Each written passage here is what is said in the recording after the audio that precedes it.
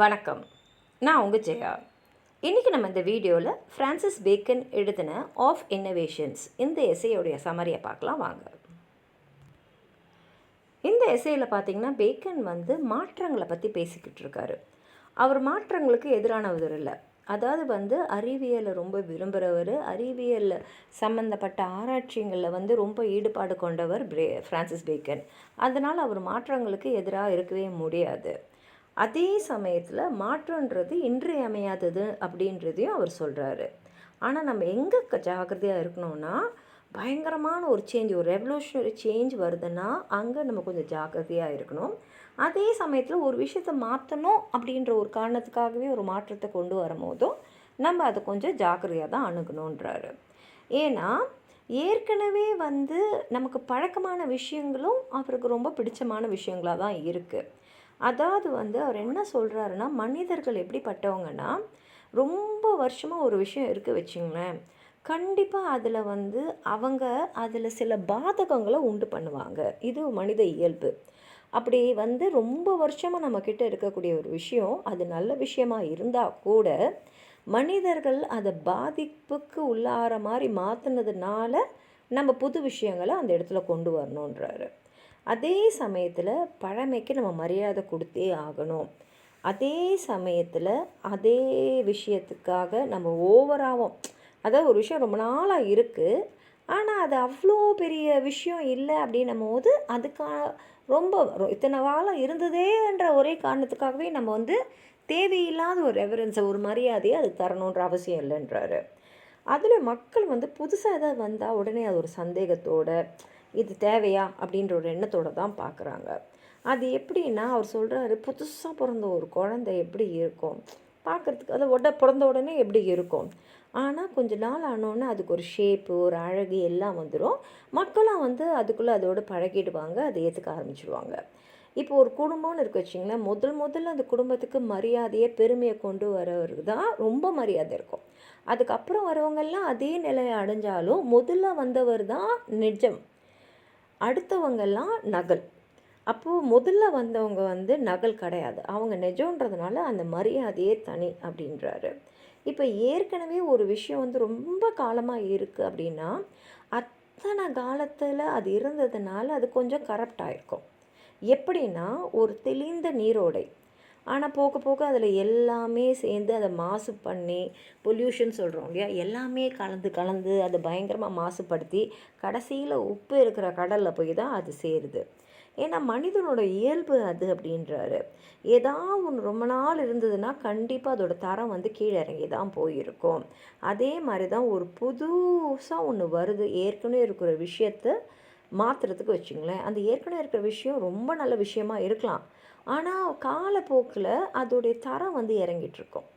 அதனால் புதுசாக வரதை நம்ம ஏற்றுக்கணும். அதாவது ஆரம்ப காலத்தில் வேண்டாம் தான் சொல்லுவோம், ஆனாலும் ஏற்றுக்க வேண்டிய கட்டாயத்தில் இருப்போம். இப்போ நம்மளுக்கு உடம்பு சரியில்லைன்னா மருந்து எடுக்கிறோம். அதே மாதிரி ஏற்கனவே இருக்கக்கூடிய ஒரு சிஸ்டத்தில் ஏதோ ஒரு தப்பு இருக்குது, காலப்போக்கில் அதில் தவறுகள் நடந்துடுச்சு அப்படின்னா உடனே புத்திசாலித்தனமாக என்ன செய்யணும்னா அதுக்கு ஒரு ரெமெடியை நம்ம கண்டுபிடிக்கணும். இந்த ரெமெடி தான் இன்னோவேஷன். எல்லா மருந்துமே ஒரு இன்னோவேஷன் தான். இப்போ எனக்கு உடம்பு சரியில்லை ஆனால் நான் மருந்து எடுக்க மாட்டேன்னு சொன்னால் எனக்கு தான் அது இழப்பு. அதே சமயத்தில் மக்கள் புதுசாக ஏதாவது ஒரு விஷயம் வந்ததுன்னா அவங்களுக்கு அது எப்படி இருக்குன்றதை வச்சு தான் ஜட்ஜ் பண்ணுவாங்க. இப்போ அந்த புதுசாக அந்த இன்னோவேஷனால் ஒருத்தங்களுக்கு லாபம்னா அதை அவங்க ஏற்றுப்பாங்க, வரவேற்பாங்க, எல்லார்கிட்டையுமே அதை ஏற்றுக்க சொல்லுவாங்க. ஆனால் புதுசாக வர விஷயத்தால் அவங்களுக்கு பாதிப்புனா அவங்க அதுக்கு எதிராக தான் இருப்பாங்க. இப்போ பழைய விஷயங்கள் காலத்துக்கும் நினச்சி நிறுந்திருக்கு. அப்போது எது ரொம்ப நாள் இருக்கோ அது நம்மளோட தங்கிடும், நம்ம அது எளிதாக ஏற்றுப்போம். அது அந்த மாதிரி விஷயங்கள் ரொம்ப நாளாக இருந்ததுனாலே அது நல்லா இல்லை, அதனால நமக்கு எந்த பிரயோஜனமும் இல்லைன்னா கூட அது நம்மளுடைய தங்கிடும், நம்மளும் அதை ஏற்றுப்போம். அப்போது என்ன ஆயிடுதுன்னா இந்த நீண்ட காலமாக இருந்த விஷயங்கள் நம்மக்கிட்ட எளிதாக புகுந்துடுது. அந்த மாதிரி புது விஷயங்களை நம்ம ஏற்றுக்க மாட்டோம்.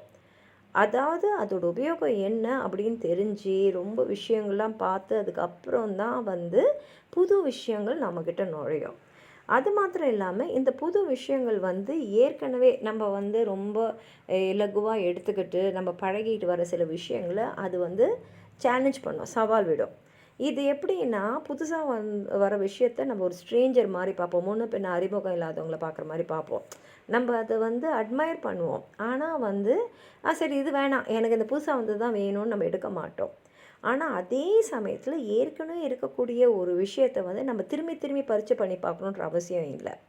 இப்போ காலம் இருக்கு இல்லைங்களா, அது வந்து அப்படியே இருக்காது, அது நகர்ந்துக்கிட்டே இருக்கும். அந்த மாதிரி தான் பழைய விஷயங்கள்லாம் அப்படியே இருக்காது. அது வந்து போக போக போக நமக்கு ஒரு தேவையான விஷயங்கள் நிற்கலாம், ஆனால் தேவையில்லாத விஷயங்கள் நகர்ந்துடும். அந்த இடத்துல புது விஷயங்கள் வரும்.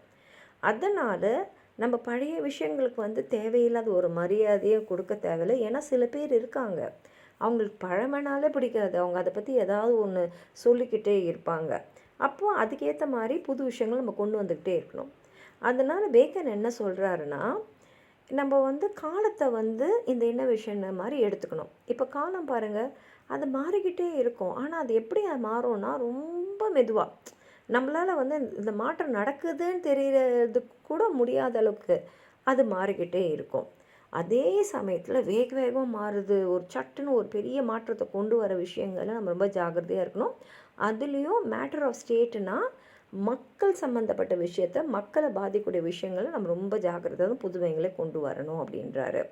அதே சமயத்தில் நம்ம புதுமைங்களுக்கு எப்போ போகணுன்னா, இன்னோவேஷனுக்கு எப்போ போகணுன்னா, கண்டிப்பான ஒரு தேவை வரும்போது தான் அதுலேயும் இந்த புதுமையாக வரக்கூடிய இந்த இன்னோவேஷன் வந்து நமக்கு ரொம்ப உபயோகமாக இருக்கும். அப்படின்றதுனால தான் நம்ம அதை எடுக்கணும்.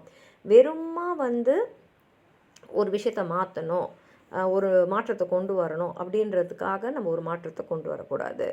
ஏற்கனவே இருக்கக்கூடிய விஷயங்களும் கூட நம்ம திரும்பி திரும்பி பரிசோதித்து பார்க்கணுன்ற அவசியம் இல்லை.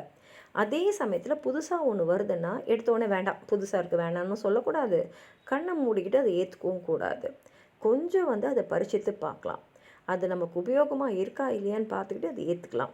அதே மாதிரி இத்தனை காலம் நம்மக்கிட்ட இருந்த சில விஷயங்கள், அதை தான் அவர் ஆன்டிக்விட்டின்னு சொல்கிறாரு, அதுக்கான மரியாதையை நம்ம கொடுத்தே தான் ஆகணும். ஏன்னா ஒரு பாதை வந்து பாதுகாப்பானது அப்படின்னு தெரிஞ்சால் அதில் போகிறது தான் நல்லது.